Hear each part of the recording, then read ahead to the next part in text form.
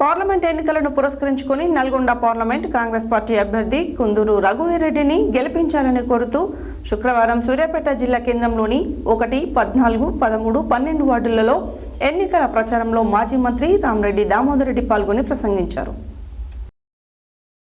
Parliament ఎన్నికలను పురస్కరించుకొని Nalgonda parliament Congress party అభ్యర్థి కుందూరు రఘువీరెడ్డిని గెలిపించాలని కోరుతూ శుక్రవారం సూర్యాపేట జిల్లా కేంద్రంలోని 1, 14, 13, 12 వార్డులలో ఎన్నికల ప్రచారంలో మాజీ మంత్రి రామరెడ్డి దామోదర్ రెడ్డి పాల్గొని మాట్లాడుతూ ఎంపీ ఎన్నికల్లో బీఆర్ఎస్కి మెజార్టీ రాకుంటే ఎమ్మెల్యే పదవికి రాజీనామా చేస్తావా అంటూ జగదీష్ రెడ్డికి సవాల్ విసిరారు.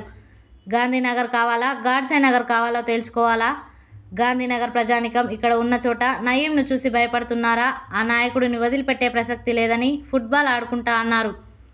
మా ఇంటి తలుపులు 24 గంటలు తెరిచే ఉంటాయని, నాతో పాటు నా కుమారుడు సర్వోత్తం రెడ్డి సూర్యాపేట నియోజకవర్గ ప్రజలకు ఎల్లప్పుడూ అందుబాటులో ఉంటాడని, ఇప్పటికైనా కళ్ళు తెరిచి పార్లమెంట్ ఎన్నికల్లో కాంగ్రెస్ పార్టీకి పట్టం కట్టాలని పిలుపునిచ్చారు.